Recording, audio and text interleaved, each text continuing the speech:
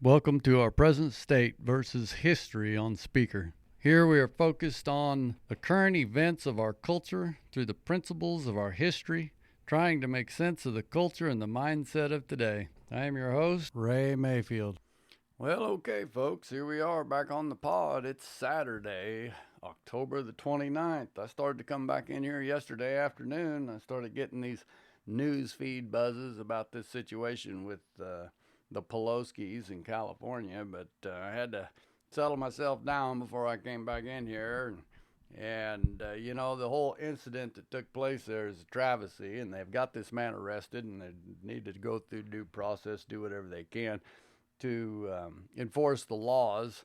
But it seems to me like nobody's paying attention to what's taking place here under the scenes. We got the political machine blaming the other political party for bringing this all on because of the things they've said. And the thing that I have major issue with is why in the world do we have the Capitol Police and the FBI involved in a local police matter? You see, this is exactly what we were talking about yesterday when we were dealing with these representatives and this reverse philosophy that is going on, and we think that this is okay. No, it's not okay. This is an absolute gross overreach and abuse of power.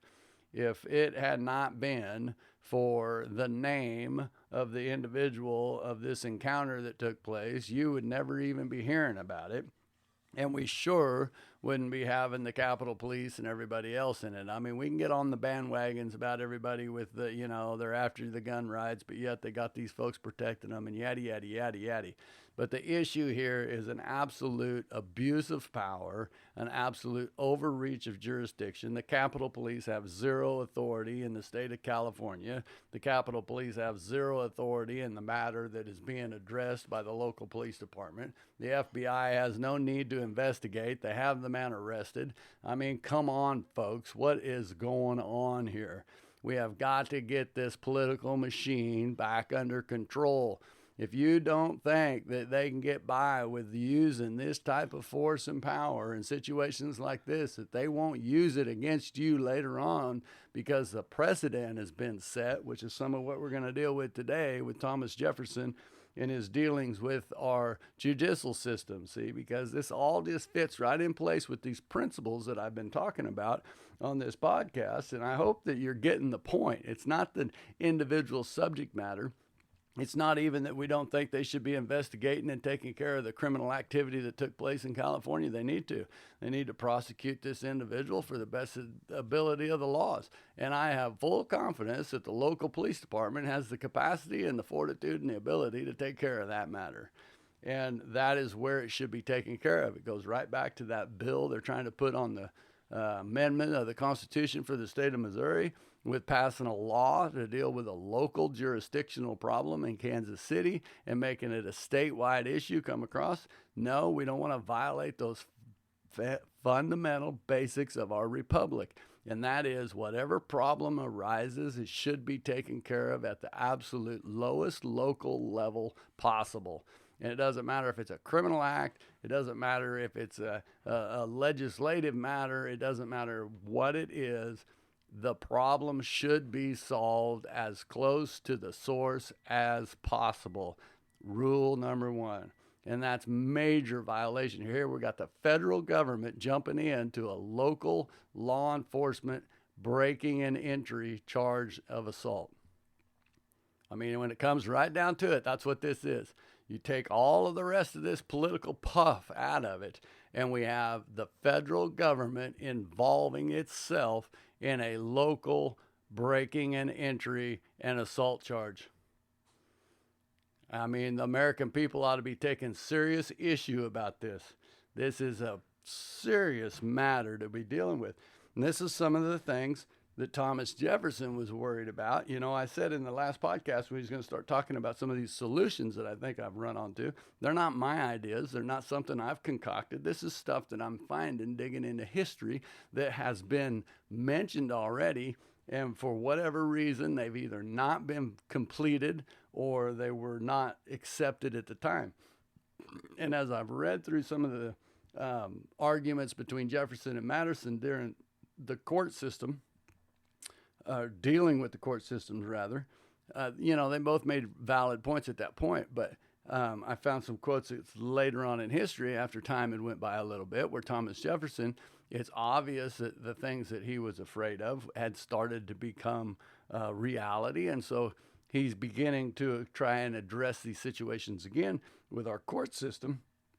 And he proposed that a 2/3 majority of the combined Senate and House together could overturn a Supreme Court ruling because there was a necessity of the checks and the balances. I'm reading these quotes of Thomas Jefferson from the textbook on the college course of Making America, dealing with the constitutional studies. And it's a quote taken from the Federalist Papers. It's a rewrite of the quote itself. But my point is, I'm not taking it from the original source of the quote, okay? Thomas Jefferson here is talking about the court system, and he says that our government is now taking so steady a course that it is shown by what road it will pass to destruction, to wit, by consolidation first, and then corruption. It is its necessary consequence. The engine of consolidation will be the federal judiciary and the two other branches, the corrupting and the corrupted instruments. We already see the power installed for life responsibility to no authority.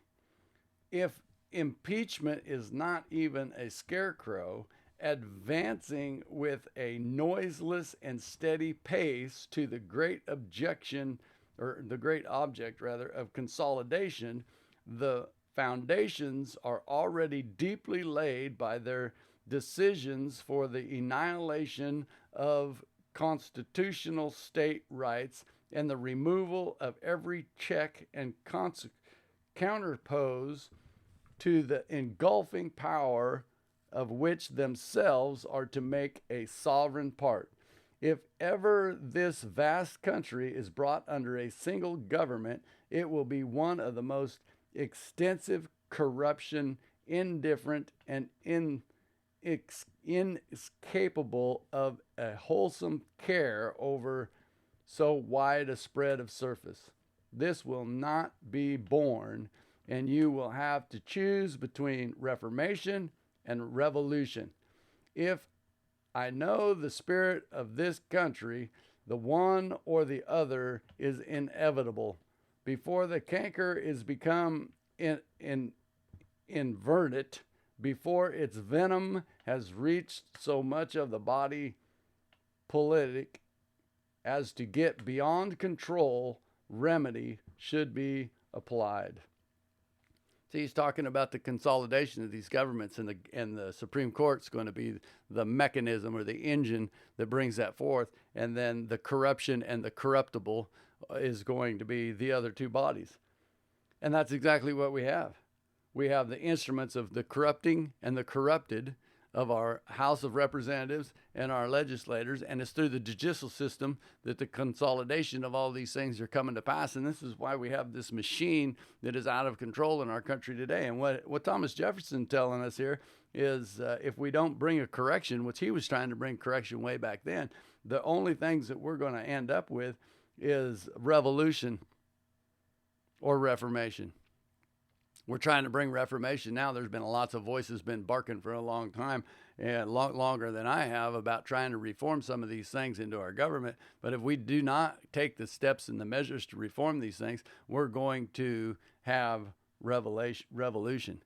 And some of the accusations that are being made about, some of the things that's been going on with the Pelosi's, saying that that's the blame of what's all going on here. There is some truth to that. That's the reason why it takes residents, because when people start to become dissatisfied with the system that is around them, they begin to feel like they have no voice and no power to change that system or to affect it. Then it's just like when you take the law enforcement out of a city or a community, and people begin to feel vulnerable, and they start taking the law in their own hands because they're going to protect their life and their property. Now, I'm not advocating that this kind of behavior is wrong, and it's all there is to it. But when you put people in a situation, you force this type of behavior. And, it's been said before that the Democrats know that, and they purposely tailor these things to that way because they want this chaos so that they can bring some kind of control over everything. And, where there's anarchy, then we must bring peace. And so there's always a dictatorship that follows those anarchy type explosions, because you always end up with more control and more law enforcement. If you don't have a problem, you don't need a solution, see? So we've got these rules and these laws of things that are in force, and we've got this political machine that's running towards these places that they're trying to continue to gobble up this power and authority. And what he's talking about, Thomas Jefferson's talking about here, is the consolidation of all of our government instead of having the separation of powers there, and bringing forth basically one rule again, because there's no difference in being ruled under a king as being ruled under this consolidated force of these government that we've put in place here. And we have these elitists that think that they're superior to everybody. And that's the reason why we have this attitude of these representatives that come down like a salesman trying to sell you on what they think you need to vote for and convince you how to think about what it is that they're presenting to you, instead of coming down and giving you the facts and letting you make up your own mind. You see, we've got to get back to that place to where we're bringing these things into some sort of accountability. That's the whole problem here. Thomas Jefferson, he makes another point here. He says, as the establishment of our Constitution, the judiciary bodies were supposed to be the most helpless. This is some of the arguments that they were having with Madison. Because see, that was Madison's argument, was the judicial body was helpless. It wouldn't have the power to to do anything. And so he's making the point here. He's dealing with that issue right there. He says they're to be the most helpless and harmless members of the government.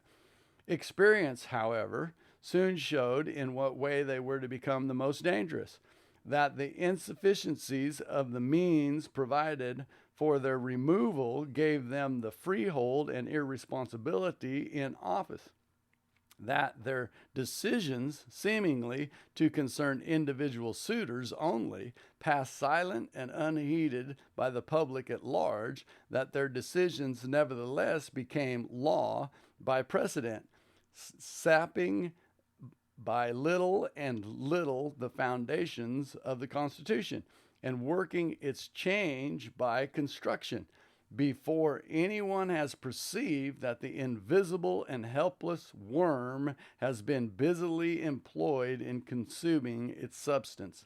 In truth, man is not made to be trusted for life, insecured against all liabilities to account. So in other words, man is not to be trusted in making decisions when he's been secured from all liabilities and account to the decisions that he's made. And we have a judicial body that's been left to no account. There's no oversight. There's no provision to hold them in a place of accountability. He mentioned in his previous quote there about being held accountable as not even a scarecrow. So we don't even have a scarecrow out here saying that we will hold you accountable. We just gave you an open slate. And this little worm has gradually been withering away at the foundations of our Constitution to where we don't even have, see, the construction of the separation of powers like we were supposed to have. These are the things that have taken place because they knew the human nature. We have to have accountability. We have to have responsibility. We have to be able to hold these people to a place of credibility on their decisions so that when they make decisions, they can be either removed or held responsible for the results of those decisions, you see. And this is what's happened in our country, in our court system. The Supreme Court is now legislating from the bench. The Supreme Court has now been the consolidating machine, just like he's talking about. And the two houses are both the corrupt and the corrupted because they reverse roles back and forth because they continually are working. We have these elitists in both the houses, and they're continually working back and forth using the Supreme Court to pass laws for their mechanisms that lock us all out of our representation and our ability to make this government heed to what it's supposed to be, which is by the people, for the people. But you see, the responsibility for that lies in us, the people. And this is the problem. People do not want to be responsible. They don't want to take on that task of self-government. They don't want to take on that task of self-responsibility, because we all have to be held accountable for our own decisions as well. This is why we get back into the Word of God, and all these things is becoming enmeshed into our life as we live. And this is why the founders said that this Constitution or this government would only continue to exist with a free, moral, educated people. The Bible tells us in Romans 8 that the carnal mind cannot please God. And it tells us that if we are in the flesh, that we cannot please God. Well, what does that mean? It means that if we are living by our own thoughts and our own desires and our own selfish fulfillments, then we will be enemy to the things of God. It says our natural thinking process cannot be constrained by the laws of God, and it refuses to acknowledge those things. And we have to walk in that, or if we're not, then we're going to walk outside of the things of God and say, well, does that mean we're not saved? No, we're not talking about salvation. We're talking about living a righteous, holy, moral life, putting other people's values above our own, putting other people's welfare and things. It doesn't mean we're a doormat and let people run over. It's not what I'm talking about. I'm talking about the good of the nation as a whole. Sometimes we have to pay taxes we don't want to pay for the benefit of the whole society, okay? Sometimes we have to put our own selfish ambitions aside in order to benefit the whole economy or the whole nation. That doesn't mean that we give up alienable rights that are given to us by God, though. See, and that's where we've drawn this mistaken line that's come through some of this corruption. We've got to walk in the power of God. We got to walk in the truth of God. We cannot change those compromise, those values. Just like this basic precept of our republic is that all problems should be solved at the absolute local level as possible. Going back to this deal with the federal government encroaching into a local law enforcement issue. It's crazy. And nobody's even talking about it. Everybody acts like, oh, this is just the way it goes. No, it's not. It's absolutely not right. It's not normal. It's not proper according to our governmental precepts. It's not the way we do business. And it goes all the way back into our family and our thinking processes with our lifestyles and our choices that we're making. So one of these things that Thomas Jefferson proposed was for a provision for the checks and the balance of our Supreme Court in order to get them in line to prevent these types of encroachments that are going on that have already gone to the point. That's why I say these solutions are simple, but they're not going to be easy. The most difficult thing in the world is going to be to take this power and freedom back away from an organization that's enjoyed it for years and years, generations and generations, you see. But there has to be mechanisms put in place to remove these justices, and there has to be mechanisms put in place to overturn their rulings. It has to be done because these people have been left to the no accountability, and they have been entrusted with a sacred trust that they have violated. And it's not any one judge or any one justice. It's the system. It is the root of the system that has to be corrected. And that's just the one provision that Thomas Jefferson had come on. And I've got several other quotes here of things that he's brought up after the fact and dealing with seeing all the way back when he was in office, seeing the corruption and the development, and he was forecasting these things. And when you look into the Federalist Papers and you look into the writings of Thomas Jefferson and the things that he proposed were going to take place, we have exactly what he was talking about. So we ought to pay attention to that. That's why we call this podcast, our present state versus history. We're trying to make sense out of where we are today by the things that we've done in the past. If we look back at the past events and we look back at these guys, we all say, oh, they were so smart, but yet we don't want to heed the advice that they gave us, And the reality of it is, they were just very well versed and very educated in the aspects of these elements of human nature and the effects of government and how these different branches of government affected the people and the things of our nation as a whole. You see, the whole purpose of our Constitution and the founding of this nation is for the people to have as much freedom to operate on their daily basis as possible. We call this a free nation, but it's really not. We have more restrictions, we have more laws, more government institutions and agencies restricting the things that we do and what we do and telling us how to breathe and move and go, and licensing and all of these things that are absolutely unconstitutional. They're absolutely founded and established in an unconstitutional orthodox, and they should not, any of them, exist. And this is the reason why there's such pushback against making these corrections. Because if we put these corrections in place and we implement them into our Constitution and restore the Constitution to its proper working order, then a lot of these institutions that were illegally established in the first place are going to be exposed and annihilated. They're going to be gone. That means there's going to be a lot of people out of jobs. There's going to be a lot of people that, and I understand the implications of all of this. And I didn't say it was going to, be painless. When you create an organization or an institution or anything that is in error and it goes along for a long enough period of time where it becomes normality, then when you change that, it's going to be painful. It's no different than when you injure yourself and then you go through processes of healing and you don't use whatever that injury was, and then all of a sudden rehabilitation time comes and you start moving that part of your body around again. It hurts. But after a while, you got to work that soreness out and that stiffness out, and you get things going. You bring that corrective measure. You pay the price for the corrective measure, and you move on, because it's the future generations that are at stake here. The question is, do we have a generation right now that's willing to pay the price to correct the course of history that this nation is on, or are we going to be the generation that allows the revolution to come? Because I believe that it cannot go much longer before these things Thomas Jefferson was talking about. We're either going to bring correction or we're going to have a revolution. There's going to be bloodshed again over this thing.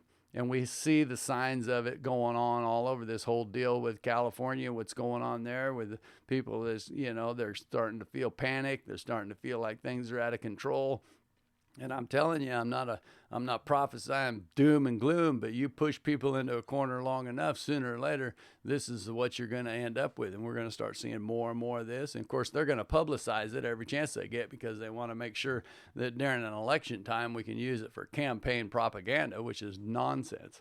We need to get back to the reality of what's going on here and get back to the reality of why people are being pushed into a corner, why they feel like they have no means and no ability to control their own destiny. And it's because we have a government that's out of control, and it's not Democrat and Republican. It's both sides of the aisle. There's multiple people in that government that are corrupt. And there's some people in there, I'm sure, that are trying to do right and stand up against the machine. But you cannot solve the problem if you don't fix the machine. I don't care who you put in the chair. I don't care what office it is that they put in there and what their intentions are. If the machine around them is corrupt to the point to where they cannot operate in anything that is contrary to the machine, no matter who you put in that chair, they're either going to be absolutely non-productive, or they're going to be corrupt to go with the machine. It's the human nature. It's exactly what Thomas Jefferson's been talking about. We have to tear this machine down in order to get the offices operating back into the place that they were intended to operate, for the will of the people, by the people, for the people, and of the people. And I can see I'm out of time again, and I know this kind of turned into a rant. But look into what I'm talking about. Check out these tactics into the Supreme Court. These are things, I'm not trying to do anything except educate people to get them to dig on their own, because the only way these things are going to take place is for the people to rise up and demand the changes are made. And that's the only way we're going to get it done. And it's not going to happen overnight.